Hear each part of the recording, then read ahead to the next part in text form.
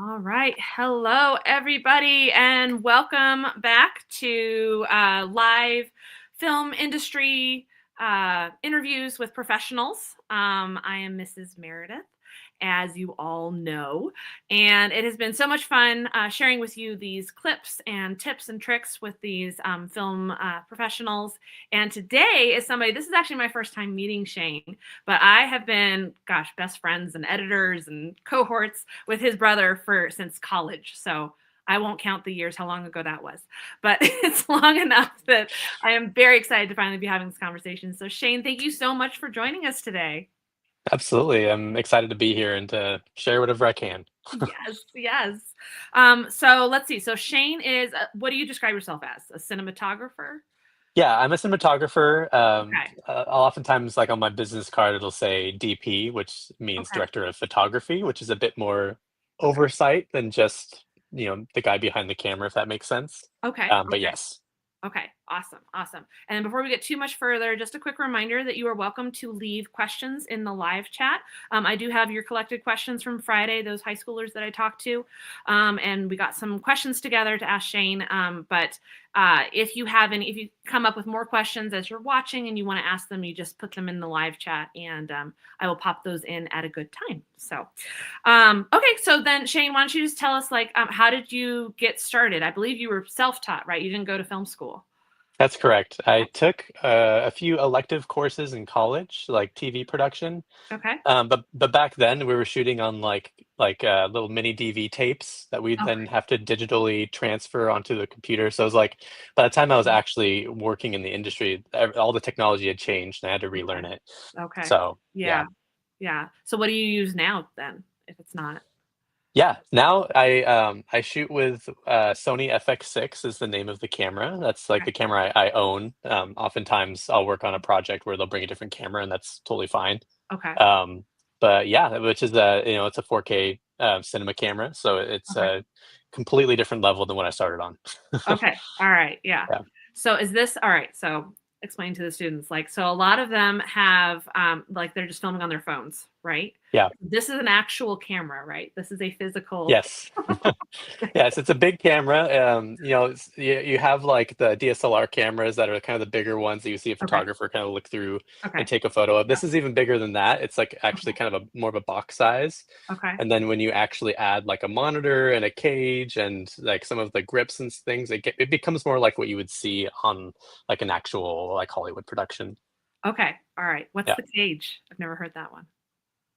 Oh, a cage is Yeah. like it's essentially a little like metal, like whether it's stainless steel or the aluminum, kind of a thing that you wraps around the camera as like a kind of an added protection in a way. Like it'll have like little screw mounts where you can add accessories like a Oh, video transmission or a microphone or a monitor. okay. Yeah, it makes it easier to do that.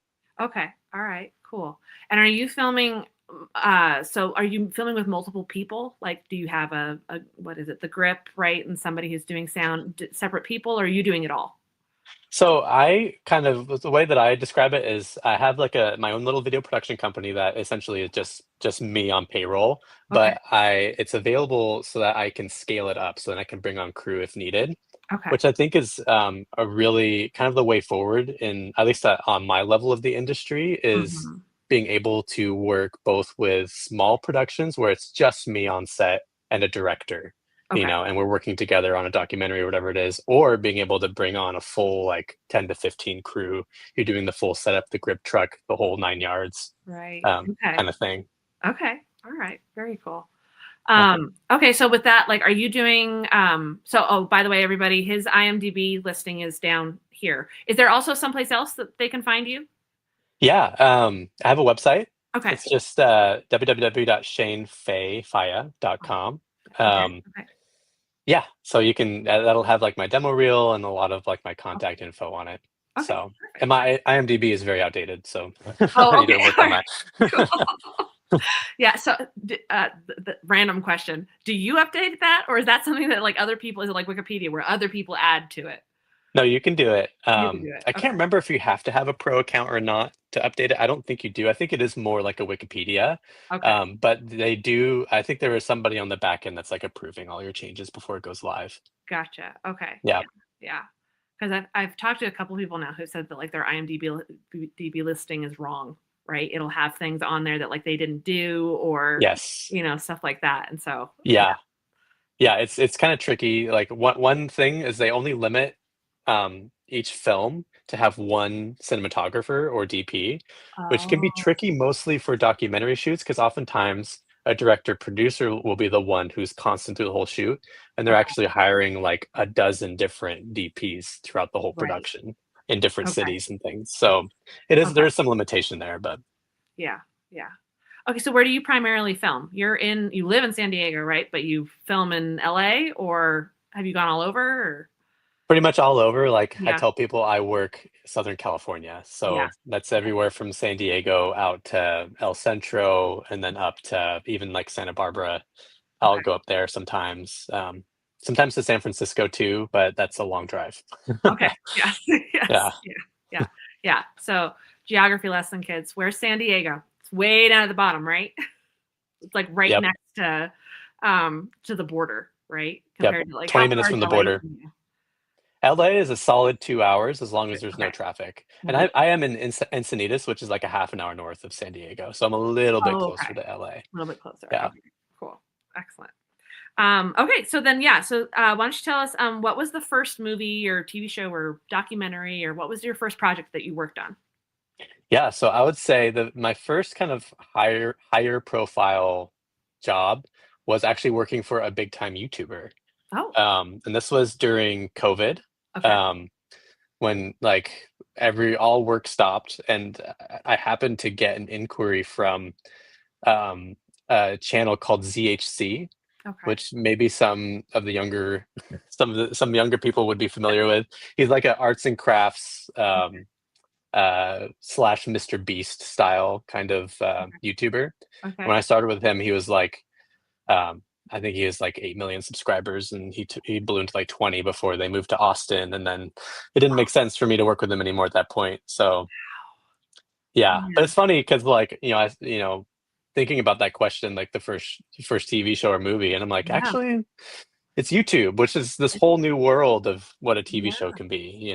Absolutely. Yeah. Okay, so then yeah, talk about that a little bit. Like tell us what does the film industry look completely different from I mean, I know it did. It changed completely over COVID, right? People Yeah, started filming at home. Pixar released Encanto and Luca and they were like, this was filmed at home in our PJs, that kind of made at home. And that's such a it's completely different from what you and I grew up with, right? yeah. So, yeah. 100%. Yeah, the industry has changed so much, and yeah, COVID accelerated it for Okay. sure.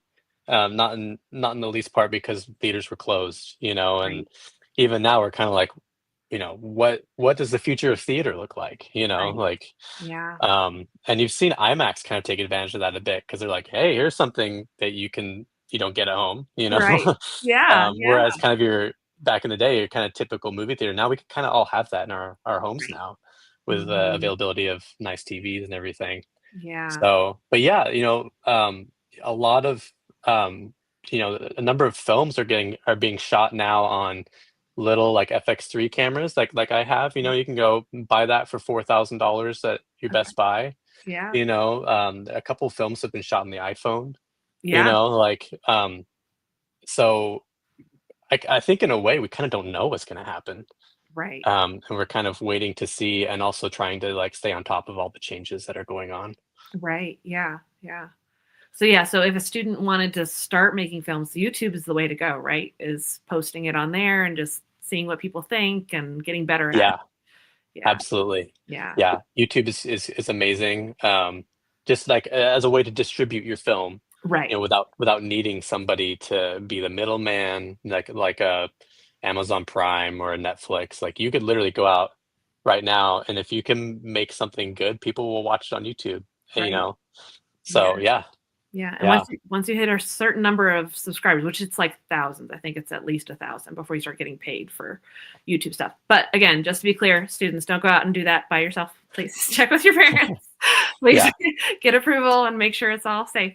But yeah, but yeah. that's absolutely right. We start posting things on YouTube, and nowadays that's a yeah, great way to start as a It cinematographer. So absolutely, yeah, yeah, in whatever style. So Yep. Okay, cool. So tell us a little bit about what happened next. So you taught yourself. So over COVID, you taught yourself how to make movies. You worked for on YouTube. What happened next? Yeah. So, well, let me rewind a little bit. Okay. I started off filming weddings, and I did Oh, a ton of weddings. yeah. From this like 2011 to really 2020 is when I stopped fully. Okay. Um, in between that 2016, I worked for a news station and made promos for the news, like the promos you'd see on broadcast TV. Okay. So I had a solid like 10 years before COVID of shooting weddings and kind of learning how to use natural light and work under Mhm. pressure, which Yeah. is a huge advantage when you work weddings and when you film weddings, is you learn how to work under pressure and how to use natural Mhm. light. Mhm. Um, and then working at the TV station like helped me how to learn how to light kind of more traditionally with a key light and an edge light and a fill light and all this stuff, Okay. and then work with scripts. Um, so that was my background before COVID, and also like 6 months before COVID, my wife and I moved to San Diego Mhm. from Northern California, from Redding, Okay. Yeah. um, which was kind of a terrible time to move because we moved and then, all my income is gone 6 months later because of COVID. Yeah. Um, Yeah. so at that point, I was just like, I'm gonna work on anything that I can. Like if anybody calls me, I'm just gonna work on it, even if it's for a couple $100s for the Right. day. Yeah. Um, so I was just doing everything that I could, Yeah. and part of that was necessity financially, but then also like I just wanted to learn. I Right. wanted to get on set, and I had um, a good friend of mine was in the film school at Chapman University, which is Okay. a really kind of one of the top three probably film schools in the world. I would think. Okay. And I just told her like, hey, like if you ever need somebody to volunteer on one of your sets, I'd love to. And that Mhm. was like getting to do that was my first time on a big, like what I would say a Hollywood set where you have like 40 to 50 people on set at a time. Okay. Some days you're on a giant sound stage, with huge cameras and the whole thing. Yeah. So I was just like, I don't care what I do. I just want to be on a film set, you know. And so I think that was really key to my development. Also, was just getting exposed to how they work. Right. Yeah. So Awesome. Awesome. That's very yeah, cool.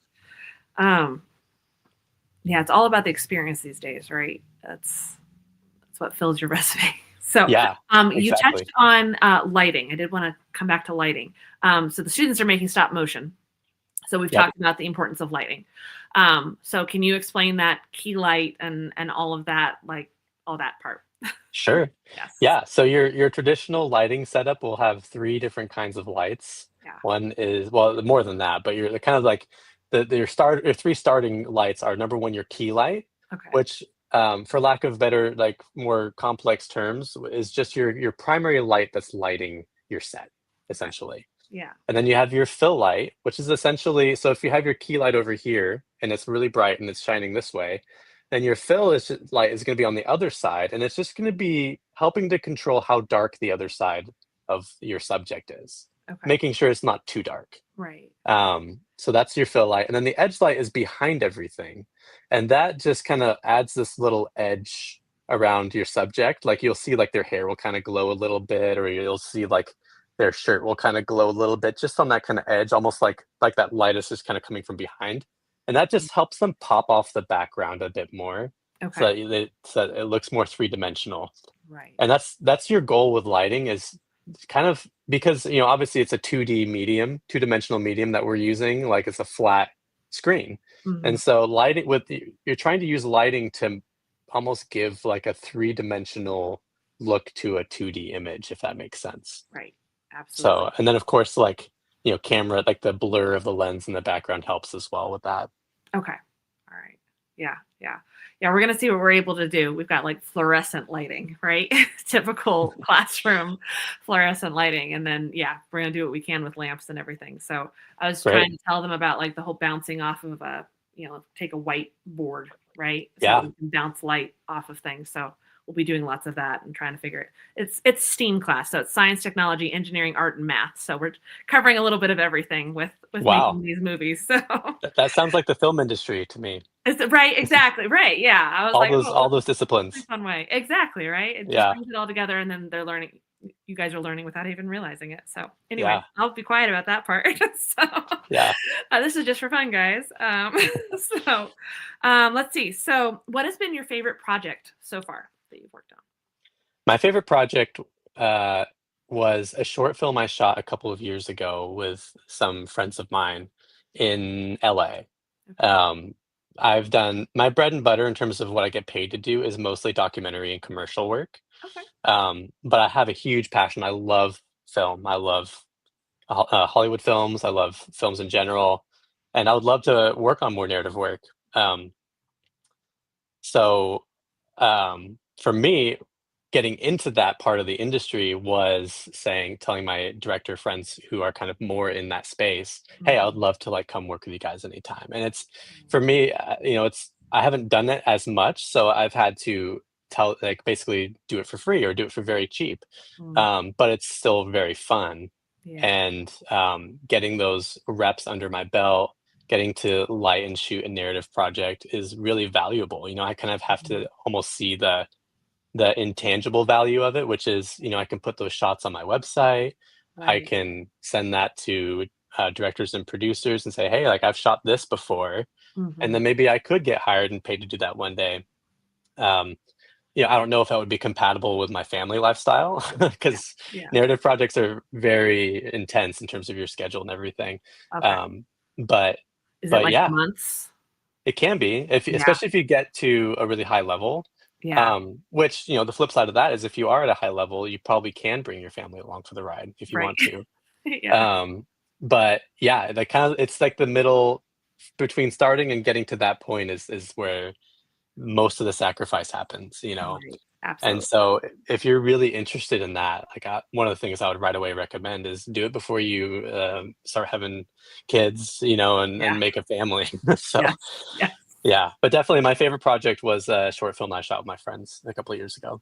Awesome. Awesome. Yeah, Is there anywhere where we can see that? it's actually not out yet. Not out yet. Okay. Yeah, it's been a long one in post, Okay. and part of that's because we're all so busy. Right. Like it took me probably 9 months to edit it, and it's Yeah. not even that long. I want to say it's probably like 8 or 9 minutes long. Yeah. Right. Um, but yeah, that's just how it goes sometimes. Exactly. Yeah. Yeah. Yeah, in total, they have 30 hours with me over the year, and so I've been trying to explain to them, like, why like, that's not a lot of time in order to make No. a movie, and so I'm like, if stop motion needs to be about, like, a minute, maybe 3 minutes, and even that, like, and Yes. it's yeah, so we'll see what we end up with, but they're Yeah. very, very excited to get going on that, so, That's awesome. um so you've touched on documentary a little bit. So can you kind of talk about like what the difference between those two are, like documentary and narrative, and Yeah. yeah, Absolutely. They are vastly different. yeah, Narrative, you have a script and you have everything planned, like a shot list, storyboard, and then you go and shoot. And oftentimes on the shoot day, you're kind of like you're taking your time with like 15 to 30 shots, and you're getting each shot great. You're doing it. You're doing like 30 minutes to an hour sometimes on each shot, mm-hmm, and you're just taking your time, making sure it has that exact look you're going for. mm-hmm, Um, and they're almost like all handcrafted. right, In the documentary world, you're more like jumping into a story, and the camera work is kind of secondary a little bit. Like it's mm-hmm, still important. When I'm shooting a documentary, I'm still going in with like a mood board and having a okay, visual style in my mind. yeah, But it's way less about the visual art so much as it is about capturing the story, okay, you know. And oftentimes on a documentary shoot, you're not like setting up a shot. You're just kind of reacting in the environment. And sometimes on a documentary shoot, you'll get like almost like mockumentary or like staged or dramatized scenes, and right, that would be more in the narrative film kind of world. mm-hmm, Um, but a lot of what I do for my doc work is what we call cinema verite, okay, which is you have your camera, oftentimes it's handheld, and you're just kind of shooting what's in front of you and you're reacting to it. And you're mm-hmm, not really thinking about the lighting so much. Like, yes, like if you see a window, then you try and kind of use that window to your advantage. right, Um, but you're more just trying to capture what the subject is saying. You know, if it's a heavy emotional moment, then you're kind of, you zoomed in a little bit more and you're capturing their emotion. Or Hmm. if they're exploring an environment, then you go a bit wider and you walk along with them and you show the environment. Hmm. You're reacting to what's happening in front of you, whereas in narrative, you're kind of creating what you want. Mm, yeah, yeah. Yeah. Okay, very cool. Okay, so yeah, you're already kind of touching on the different kinds of shots. Can you kind of explain like why you would do a certain shot for different things? Because again, Yeah. like I think as they're writing their storyboards and stuff, I want them to be thinking about that kind of thing. Like, oh, here I want to zoom in because it's emotional, right? Things like that. So Yeah, yeah. absolutely. So the camera is like, I've heard it described that the camera's almost like another character in your film, Hmm. and I feel like I couldn't say it any better than that. Like your camera is as important as your script, as your director, as your actors, because the camera is the eye of the audience, Mm-hmm. and you really influence your experience based off of the camera. And what I mean by that Mm-hmm. is like by the lens you use, the movement you choose for the camera, how the camera moves, and also the lighting. Like, Mm-hmm. whether you use colored lights or you use a kind of a bluish daylight light, or you use kind of a darker, like candle light, kind of orange light, it all communicates something, you know. Right. Um, and so whether that's, a camera that's just locked on on a tripod, like a Wes Anderson film, Right. that's a certain style versus like an action, like a Avengers film that has like shaky handheld. Like, Mm-hmm. why is the camera shaky and handheld? Well, it's probably because there's like they're going for this documentary look as if the camera's actually there in the fight or whatever, Right. and it's reacting to like it creates an energy because the camera's Mm-hmm. shaky, Yeah. versus if it's locked off, then there's no energy in what the camera's doing, but you could still create energy in how the actor moves across the screen, or if you do like a punch zoom in, Mhm, um, mhm, it all communicates something. mhm. So yeah, and I feel like it'd probably take many hours and days to go through the list of all those potential things that it could Right. communicate. Yeah. Exactly, exactly. Yeah, yeah. So when you were just saying that, I was realizing I remember, I think it was the Born Identity movie, was one of the first times where they did the shaky camera thing, like during a car chase. And I Yeah. remember my parents being like, "Oh my god," they hated it. They absolutely despised it. It made them sick. It made them they could not follow it. And it didn't bother me. And that's used all the time now. But as I'm thinking about it, I'm Yeah. like, no, but like Casablanca and all these classic films, you're right. It's all still. So Yeah. yeah, it's a very different feel. Yeah, it Um, is. And yeah, sometimes I see it and I'm like, I don't know why they chose handheld. Maybe they did that because it's just kind of a thing now that people do. right. Yeah. Um, because now that I've done shot so much handheld, I'm kind of more into using tripods and dollies and like Okay. I call it more intentional camera movement, whereas Yeah. handheld is a little bit more just kind of like, it doesn't need to be as intentional. Right. Sometimes handheld is the perfect thing that you should do. Right. Stop motion, definitely not. Right. Yes. Yes. That's But true. that'd be really interesting. That'd probably be so hard, without using a preset of some kind to make that Oh, for yeah. stop motion. Yeah. But yeah, Yeah. That's true. I hadn't thought about that. Yes. yeah, Don't do shaky film, guys. That's not going to work. yeah, yeah. Um, yeah. Some of them might end up doing more puppetry type stuff. So we'll see. Cool. But yeah, yeah. So the still camera angles and all of that. Um, let's see. So because we also talked about like styles of film. So like, all right, if you're trying to make it look like The Office, right? That's a certain, like you said, Wes Yes. Anderson. So we watched some Yeah. clips from Fantastic Mr. Fox because I was like, okay, you need to see what artistic Yeah. screenshots look like because he's a perfect example of that. He does such a good job with that. Yeah. But it's such a distinctive style, and so it only really works for his kinds of film, right? Yeah. Versus, um, oh, Blair Witch Project. That was the other first one where it was like the Yes. whole time it was moving. Yeah. But it was documentary. You're right. That's a very documentary style. But Yeah. that's It what is like captured. it literally is a found footage, Right. Right. it's like genre or style. But Right. that's a great example of a film that probably wouldn't work without handheld. Yes. you Exactly. know? Right? So Yeah. there's a time and place for everything. I Yeah. think the important thing is asking yourself what kind of camera movement helps me tell the story the best. Right. What is the most authentic to the story? Exactly. And don't just pick one because it's cool or you saw a cool video that did it or you saw a cool film that did it. Like it's better to really kind of dig in an artistic from an artistic standpoint and ask yourself like what would be the best camera movement you know Mhm. one Exactly. of the one of the big studios these days, A24, they're kind of notorious now for doing tons of locked off tripod shots, Okay. Yeah. and Yeah. so they've kind of brought that back a bit more.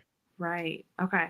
Yeah. So Oh, and also quick, you said the dolly track. So what's a dolly? yes, Yes. yes, so dolly is essentially just like imagine a railroad Mhm. with a train on it. That's essentially what a dolly is. Mhm. And there's different sizes of them or implementations of them. Sometimes it's literal like track on the ground that Mhm. your grips and your ACs will lay down.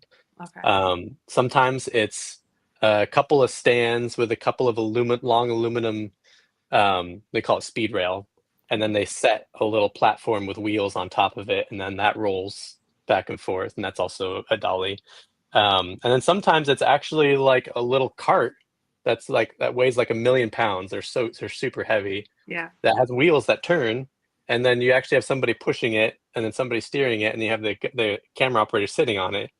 Oh, And so wow. that what it comes down to is very precise movements for the Right. camera. Like that's why you choose a Dana Dolly over a gimbal, or a Steadicam, is because you'll get perfectly precise camera movements every single time you do it. Okay. Yeah. Okay. So I guess when they're filming, when they zoom in, they're using it on a dolly. They're not using a zoom feature on the camera, or do they do both? Sometimes, sometimes, Okay. yeah. Um, like if you've ever seen Jaws, Okay. there's a Hmm. famous shot in it where the camera zooms way into. Right. I've only seen the movie once myself. I can't remember the guy's name, but the Yeah. main character, as Uh-huh. he sees the shark attack happening out in the water, Okay. and they call it a dolly zoom, where the camera zooms way into him fastly, but then also the lens zooms out as the camera moves Oh, in. So okay. you get this weird effect of like the camera's moving in, but then also zoom. Yeah. Like you just have to look it up Yeah. to kind of. It's hard to describe. So yeah, like kind of you can do either one or both. If you do Right. both, it's called the dolly zoom. Okay. Um, but yeah, sometimes to zoom in, you move the camera forward, or sometimes to zoom in, you leave the camera there and then you zoom the lens, and that's how you kind of get that reach. Which, Okay. to your, like you mentioned The Office a little bit ago, Yeah. that's an example of a show that does that so well. Right. Like that's a show that wouldn't work without those kind of what we call crash zooms. Exactly. Yes. So Yeah. Yeah. And the looking at the camera, breaking the fourth yeah, wall, all of so that. so much of so much of the humor of that show is actually pulled off by the camera work. The camera work's Yeah. incredible on it. Yeah, Absolutely. Yeah. yeah. Yeah. I'm trying to think of an example that's more appropriate for students. There's not Yeah, a that's lot of it's a yeah. tricky part of the film industry there. That's right. Yeah, yeah. Though, have you seen K-pop Demon Hunters? That's the big one I've right there. not. I've heard a You lot have about not? it Oh, though. okay. Well, okay. Yeah, it's I very need to good. see It's it. very good. It's very well written. It's very but I was just gonna say something that I've talked to them about is they've been talking about getting ready to make their storyboards. And I was like, if you're having trouble picturing like how to picture it, right? What are the different shots? If you read like comic books or manga or watch anime, like the shot thing, the whole like, where they cut across the screen and then, they have this shot and this shot and things like that. Like I want them to be thinking about that kind of thing and how so they want to like do fight scenes and stuff. And it's like, okay, so you need to think about, all right, I show the hand and then I show the foot and then I show the pout, right? That kind of thing. Yep. Yep. Um, so do you plan out those sorts of things when you're doing your own films? Absolutely. Yeah. Yeah. If I don't plan it, I'm planning to fail. Okay. Yeah, and that's specifically with narrative. Like I mentioned with Yes. documentary, I also plan for documentary for Okay. sure. That's Okay. way more of like you expect to go off the rails. Okay. Whereas narrative, you want to expect it to 90-95% be what you plan. Okay. And then of course you leave room for spontaneous things or spontaneous ideas, or something went wrong, so you have to change, you have to pivot. Right. Of But course. absolutely, like I shot list every single shot I want to capture, I have on a list. Okay. And what does Yeah. that look? Does it? So you earlier before we started filming, you were saying you don't actually sketch things. You. So what does your shot list look like? I don't sketch things mostly because I'm such a terrible hand artist that I don't think it would help anybody for me Yeah. to draw anything. So I what I do is I use a platform online called Shot Deck. Okay. And it is technically paid, but I think you might be able to still look at the images and get inspiration Okay. with just a free version. Yeah. But I use that to essentially find the shot that I want to do, and then put that into a folder. And Mm, so, really, let me backtrack a little bit. The first thing I do is actually write a bullet point list of all the okay. shots. And then from there, I'll do shot deck mostly because if I just have a list of words, like medium shot of character A walking to character B, Hmm. um, that like when I'm on set, I'm not going to remember exactly what I was thinking when I was Right. planning that shot. So I need some kind of a visual like representation to help me remember exactly what I was thinking. So I'll use Shot Deck, and that's just a library of a bunch of Hollywood films and TV shows, Okay. um, like all the best shots from them essentially. Right. So, and of course, a static image won't help you with the camera movement. Right. So that's something that I'll also write to the shot list, whether Okay. it's even if it's just a static tripod shot, like I'll write that down so that there's Right. no like second guessing myself on the day. Exactly. Exactly. Yeah. Yeah. I definitely. Yeah. I'll have to think about how I'm gonna have them uh, find those shots because I think that would be a great idea is to look at shots and then just say, "Yep, I want that shot. I want that one," and then Yeah, making a list like that. That might yeah, work really well for some people and others for sketching. But yeah. yeah, Sometimes, if you have to do stick figures, yeah, sometimes that's what I'm that's totally picturing. fine too. Yeah, Even that's just to what I'm get picturing. your This is yeah, not. Yeah, it doesn't have to be yeah. just something where. So say again, how important is planning? It is if you don't plan, you're planning to fail. Yes. That's yeah. No, I have to plan, and I think Yeah. everybody should plan. The plan is there not to be um, like to lock you into something necessarily, Right. because like again, if you get to a location, you realize, oh, it actually doesn't look good from this angle, Yeah. like for sure adjust, you Right. know. But the like without having a shot list, you're probably gonna miss a few key shots. Then you have to go reshoot or figure something out. Like there's nothing worse than missing a shot and then realizing in the edit that you don't have something you needed to Right. connect two different scenes or whatever, you know. So yeah. Yeah. Yeah. Absolutely. Yeah. Fix it in pre. Right. Yes. It's all. Yes. Yeah. Exactly. Yeah. It saves you so much more effort. So yeah, because that's been one of the things with the students is they're like, oh well, I just want to start filming, and it's like, okay, but we're gonna do this right because I want you guys to see how much easier it ends up being when you've planned it all out and just how much it's gonna be a fantastic product. I can't wait to see their movies. Yeah. Yeah. That'll be awesome. Yeah.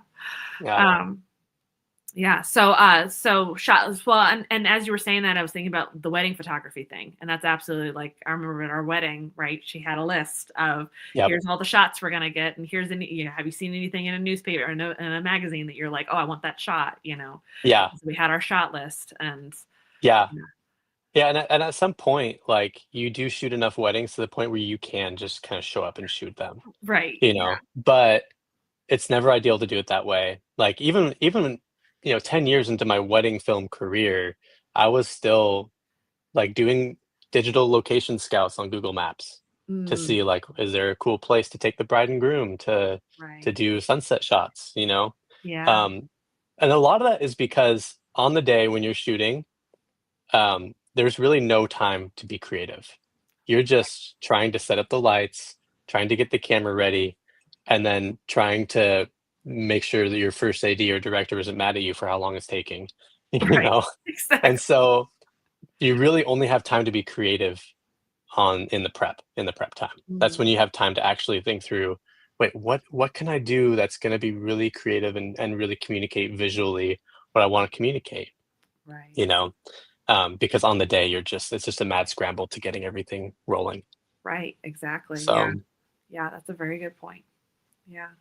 Well, especially with documentary. So what kind of shots did you plan for a documentary film? How do you that's a prep for that? great question. It's all based on the director's needs. So sometimes the director would say, "Hey, I just need to interview, no B-roll at all," Right. and that's all we do. And then Yeah. and other times they would say, "We need both, uh, the interview and the B-roll." Okay. And Yeah. it just depends on the story. Like Mhm. one of the ones I was on recently had to do with um, an ex NFL player's wife after he'd passed away from Mhm. CTE. Mm, Um, and so that one, all the B-roll was we ended up shooting what we call cinema verite, which I mentioned before, which is mhm, essentially the camera just kind of following, and you're not setting anything up or telling them what to do. You're just following them as they go through. And we had mhm. her go through the old photos of her husband. So Oh, that was a very somber day, yeah. um, and so that was just me following her around, Mm, and then wherever she ended up, finding the good light in that room and shooting from that angle. yeah. Um, and then there was another shoot before that where um, it was an interview with a sheikh. I think I'm saying that right. Mm, Um, some kind of a religious authority person from, yeah. but I'm totally butchering this. Anyways, is a religious person of a Eastern faith, Yeah, yeah. and yeah, and we wanted like kind of portrait shots of her. Mhm, And mhm, so we were in this place called Del Mar, which is down the road from me by the mhm, beach. And so we just planned to go to some cliffs overlooking the ocean, and we got some mhm. shots there. And he specifically wanted slow motion, which is a good choice, Yeah, for portrait shots. And but then sometimes you want slow motion, like, and that's another question of like, when does slow motion make sense versus like real time, right. and that's something we want to think through. For portrait shots, it made sense for slow mo because, um, honestly, because when you're showing a person's face and you Mhm. want the shot to go on for a long time, like if you show real time, it's hard to kind of have them pose for a long time Right, and not have it feel a little awkward. right, yeah, So the slow yeah. motion helps to kind of alleviate that kind of awkwardness. Mhm, mhm. And we just had her kind of like stand, look out at the ocean, look out at the cliffs, now walk from here to there, and the camera will kind of pan with you. And so, yeah. Yeah. And then you mentioned B-roll. Can you explain what B-roll is? Yes. So there's A roll and B roll. A roll is essentially anything that for sure is going to be used is like a primary shot in the film. Mhm. So in the narrative world, kind of everything is A roll in a way. Right. Of course, there is B roll for narrative too, but like when you're shooting a scene and there's like shots like, you know 1 through 20 or whatever, or then you're those are all kind of on the A roll. And Okay. then B roll is essentially like filler shots, I would say, Mhm. that show what is being talked about. Right. Um, and it can kind of be anything as long as it's on topic in a way. Okay. So like so for B-roll, we'll go out, for example, we'll shoot an interview that's about this religious person's faith. Mhm. And then for B-roll, we'll just kind of, well, after the interview, we'll just kind of sit there and think what would be appropriate. So then we might go and just shoot some shots of like her faith trinkets, or Okay. like her scripture, or kind of like shots of her house, Mhm. shots of her praying, all Right. these different things where it's like they could all be used, but they're all not one of those shots is like a essential shot that absolutely has to be used, if that makes Right. sense. Yeah, Absolutely. So, like, on British Baking Show, the little shots of, like, the sheep in the fields and between them exactly. baking and stuff and the squirrel. Yes. Perfectly. Like Right. there was no script for a British baking show that was like we absolutely have to get a shot of a squirrel, Right, like exactly, yes. but the Yeah, squirrel yeah. worked, Right, and exactly, right? that's What B-roll. what is that Mhm. word for there's a Japanese word for those moments of pause. So, like in Bluey, there's these moments where it's the bug crawling on the leaf and, I forget what Yes. it's called, but there's a word for it. It's one of those, English has so few words for actual moments. Like, Wow, I'm actually curious. I don't think I know the word you're referring to. yeah, yeah. I'll have to look it up. I should have looked it up. It's one of those words that I need to have in my vocabulary. Yeah, So, yeah. I need that um, word too. but yeah, but it's just those beautiful, yeah, those moments of pause that come in between things. So, Yeah, let's see. Okay, let's see. I had lighting. You did touch on lighting. Sound. Any thoughts on like sound for film? yeah. I'd say sound is the like um sound is the thing that's easy to forget about, but is Mhm. probably actually the most important thing. Yeah. If you don't have good sound, then it's really hard to build a audio landscape. Because if you like watch a film and you just kind of close your eyes and you just listen to what you're being fed, you're actually being fed a lot. You can Hmm. kind of, you can kind of tell where they are and what they're doing based off of just what you're hearing. Hmm. Um, and filmmaking is building a visual world. It's also building an audio world. And so, yeah, like sound is so important. Right. So okay, Yeah. so for like documentary, they do they make sound effects? Do you guys go back in and add sound effects? Oh yeah, Okay. absolutely. Yeah, Really? Okay. yeah, Yeah. So for sure. what does that look like? That's got to be different than narrative. Yeah, Yeah. part of it, and I'm not a sound person like necessarily, but Yeah. I have done a lot of editing and done my own sound work. Right. But I will caveat all this by saying like I'm not a professional sound person. So, Yeah. and that's one thing that can be surprising to people who aren't familiar with the film industry is like how many disciplines are actually involved Right. and how you can't really know them all. It's impossible. So, Right. Um, yeah, even if you're a one-man band, like, I know a little bit, but I know just barely even the tip of the iceberg about sound. But, um, you know, when you have a camera and you even have like a microphone on the camera capturing sound, Mhm. it still Mhm. doesn't really convey the actual what it sounds like to be in that room that you're in, Right. because it's just a microphone pointing in one direction. It's not hearing everything. It's not Mhm. stereo Mhm. sound. And stereo is kind of how we hear.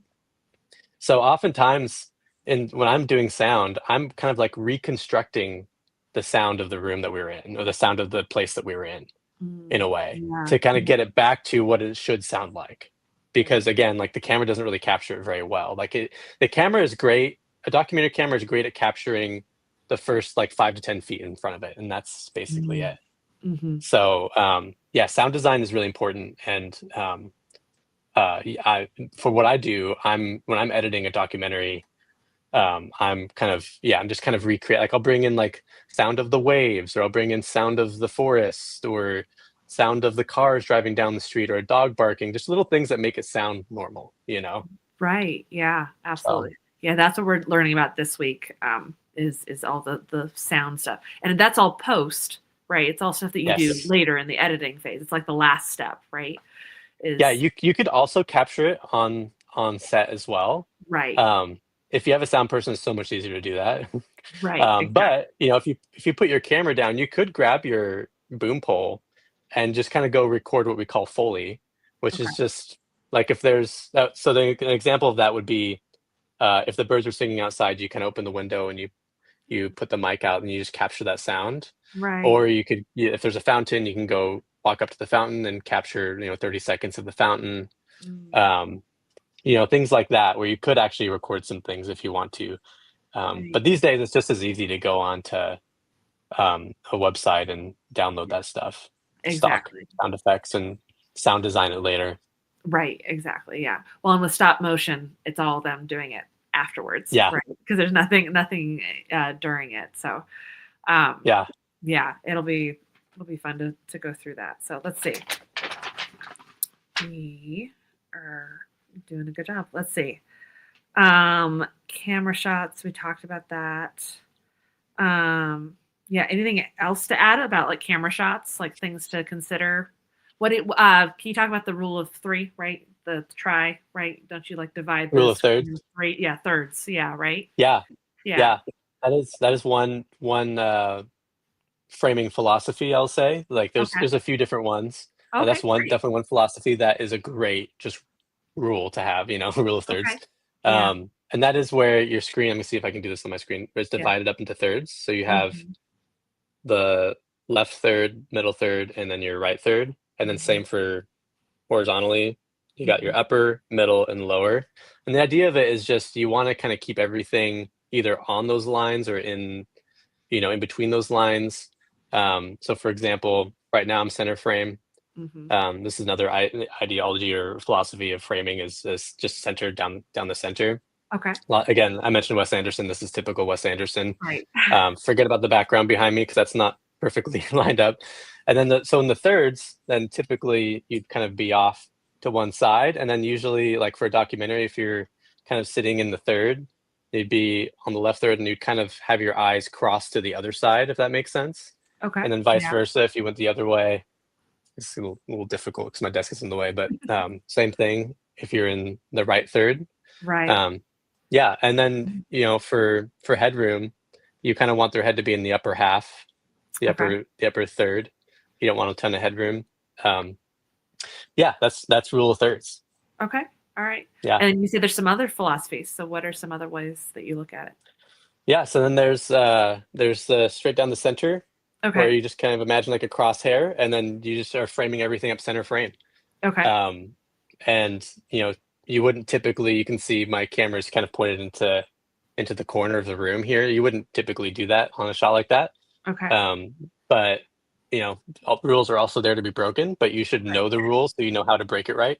Exactly. Yes. So there's also the golden ratio, which is a bit hard for me to describe. Okay. So I would say probably go to Look Google it up. Images and look Okay. up the golden ratio in film, All and right. you'll see it's kind of like a spiral, and Okay. it kind of ends up in like this area, or vice versa, kind of going the other way. Okay. And I can't remember the actual like philosophy behind Okay. that style, but it is like an aesthetic thing. Okay. Um, but one resource that I should point out, Studio Binder has a Okay. YouTube channel, and they go through this. I remember because it was a video I watched on them where they explained the golden ratio, Okay. and that's a hugely helpful resource. All right. Is Studio Binder's YouTube channel. So golden ratio, and then there's just other things like you can kind of reverse the rule of thirds, where you can like what we call short side people, which is where Okay. you have them over here and you have them looking on the short side of the frame. Yes. Um, Yeah. break like, and that's an example of like you kind of break a rule to create a feeling, Right. because like, well, let me recreate it for a second. Like if you're here kind of looking that way, it creates some tension because you can't really see what's immediately off screen. And Right. it feels almost like constricting or claustrophobic, the fact that they're so close to the edge of the screen and it doesn't feel right. Yeah. Whereas this feeling over here is like this is very comfortable, like this is a Yeah. comfortable interview. So like where you put people in the frame will change how you feel, you Yeah. know, and filmmaking is all about creating feels. Absolutely. Absolutely. Yeah. I just was watching the old Poirot series with David Suchet, and Nice. one of the later ones they were doing that where it was in the upper, it was right up The here, short and side. it was Yeah. and it makes you feel uncomfortable, and you're Yeah. like, what are they thinking and what are they? Yeah. It's Yeah. a very interesting. It was very artistically. It was filmed very differently from the other episodes, and so it was like, okay, clearly somebody came in here with a vision, and Yeah. they captured the mood very very well. It was beautifully done. But yeah, but Yeah. it was That's awesome. noticeable because you don't see that very often, that kind of Yeah. shot. So Yeah. yeah, yeah, that's very cool. Um, let's see. Oh, I haven't had you walk us through an average day on set. Could you just walk us Oh, through yes. yeah. Yeah. Average day on set. So my number one thing, especially living in the LA area, if I'm working in LA, is I always ask Google how long it's going to take me to get somewhere, and then just believe it, because it always it seems to give me like 45 minutes to an hour of more time than I usually need to get somewhere. Oh, okay. Um, and showing up early is a huge, huge way to impress people and Yes. to get called back onto set. Okay. Um, so I always listen to Google, which is Yeah. probably it'll probably bite me in the butt one day. But Right. yeah. So the first thing is I always just make sure I arrive a little early, and then make sure I've eaten a decent breakfast and got my coffee if you're a coffee person, because you want to show up ready to go. Yeah. and you want to fuel yourself. You don't want to be, an hour or two before lunch and just dying because you didn't eat breakfast, and some Right. people don't need breakfast and that's great. Like really what this kind of boils down to is know your body and know your body's needs, Yeah. but make sure that you're fueled for the whole day so that you don't run out of energy. Yeah. And then first thing, we're usually kind of gathering, having a meeting. If it's a bigger set, the first AD will do a safety meeting, and we'll just kind of run through what we're going to do for the day. If it's a smaller set, then I usually arrive, and the director producer is there, and we just kind of meet each other for the first time and share pleasantries, and then right away we jump into kind of the on the day location scout. Okay. Sometimes you've gotten to actually go scout before, which is amazing. I actually have only gotten to do that a few times because Okay. I just haven't. I don't know if that's something that's kind of going away. It seems to be location scouts are going away Oh, um, a bit more, at least for the non-narrative stuff. The non okay. like I Yeah. think obviously Hollywood is still doing their location scouts, but Mhm. for what I do that a lot less. So we'll take that first hour, 30 minutes to an hour, and kind of go through the location. I have my film apps that help me plan. So like I have one's called Sunseeker. It Mhm. lets me just see where the sun's going to be throughout the day, Oh, wow. and yeah, it connects to your phone's camera, and so you can Mhm. actually literally see what your camera's seeing, and then just track where the sun's going to be. Um, Wow. yeah, and we use that. That's particularly important for interviews because Yeah. if the interview is going to go on for 2 or 3 hours, then Right. if the sun's coming through the window, it's going to massively change in those two Yeah. or three hours. So, Oh, wow. um, yeah, so we will do that. We'll pick our interview location, or or if it's a commercial, then we'll pick kind of just the locations for where each scene is going to take place. Each setup is going to take place, Mhm. and then we go into setting everything up and the lighting, the cameras, and we get rocking and rolling, and yeah, yeah. Then we have lunch at some point, and then sometimes if it's a half day shoot, we'll have lunch and then we'll wrap and we'll dump the footage and get out of there. Or if it's a full day, then we'll get back to it and kind of the same thing again. Yeah. So Wow. yeah, Yeah. Yeah. Very cool. So what's your favorite part of working on movies?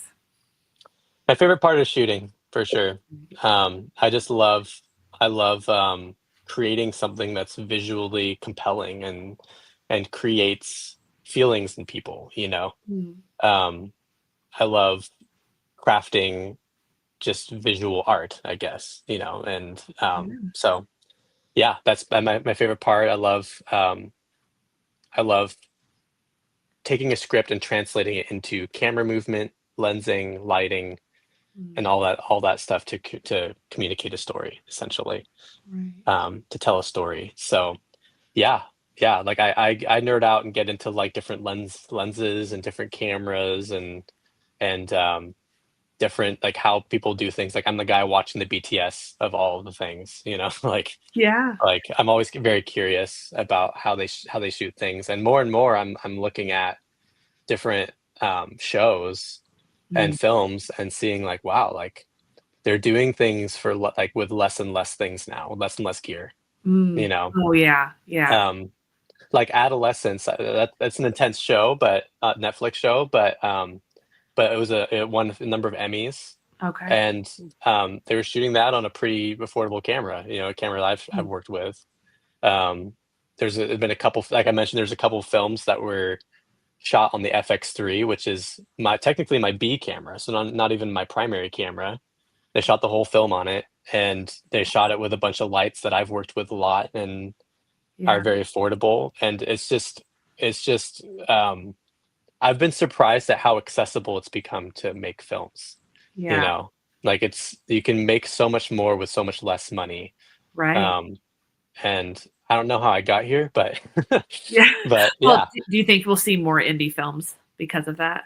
Oh yeah, I Yeah. think the indie films are going to explode, Yeah. and like I think indie films are actually probably the future of film.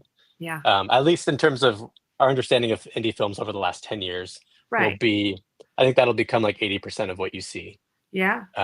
There will always be big budget blockbuster films. Right. Um, but like I saw, this is just a rumor, so take it with a grain of salt, but I heard that like Arri, which is one of the main digital camera manufacturers for the Yeah. cinema world. They make $100,000 cameras. Okay. Um, was like exploring selling their brand, you know, Oh, yeah. and not that that's going to happen, and it could just be smoke, but I think I think it is also kind of indicative of what I mentioned earlier, which is the industry is changing massively right now, Mm. and it's becoming more accessible to lower budget productions, which I think is exciting. You It know, is. Yeah. like for me, that's exciting because I don't foresee myself becoming a big Hollywood DP. Um, and so it's fun that I actually, one day could still shoot something, even though I probably won't be working with $1 million budgets.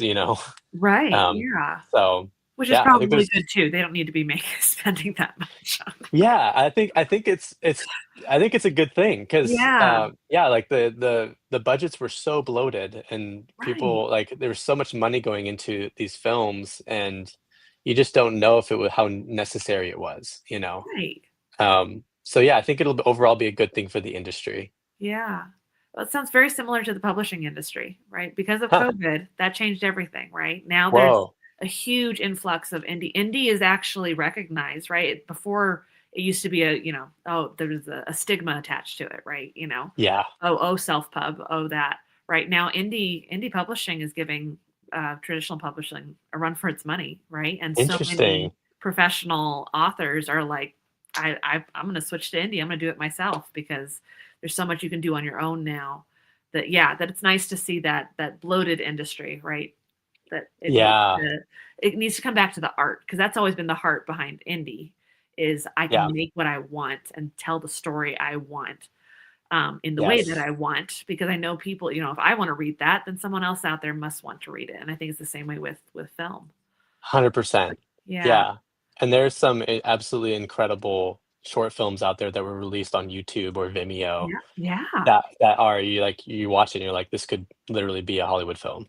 It's so Right. well done, you Yeah. know? Yeah. Yeah.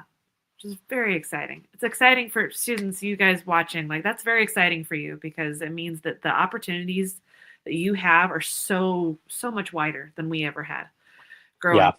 Yeah. 100%. I mean, the fact that you're self-taught and that you didn't go to film school, whereas I grew up thinking you had to go to film school in order to be in the film industry at all. And Yeah. it's that's not true anymore. So Yeah. I yeah. mean, yeah, it's absolutely true. You can definitely learn on your own. One Yeah. advantage of going to film school is you network with people that Right. are also have the same goal, so therefore you'll probably end up with more opportunities. Exactly. Um, but you can absolutely get into it on your own. In fact, I would say if you're worried about doing one or the other because of your chances to get into the film industry, you're probably thinking about it wrong. Yep. Because really the thing that will get you in will be you wanting to do it and you Yeah. just jumping at every opportunity you get and working hard and having a positive attitude while you're on set. Like Exactly. those things will get you so much further than your method of entry. Right. Absolutely. Yeah. Yeah. Yeah. Which that was basically my last question was like, what advice do you have for students who want to get into doing what you're doing? My advice is to just do it. Yeah. Like if you like use your iPhone or your smartphone Yeah. and just start filming something. Yeah. Yeah, I think for me looking back on my career, my number one regret is I didn't do more. Like Mm, film more things that I was excited to do. yeah. Um, take more creative risk in that way. Um, Yeah. yeah, so I would just encourage you like get out there and make some films, even if it's just you shoot for a day with your friends and you just Right. shoot one scene, Yeah. like that's still such a huge win and so much more than what so many people already do.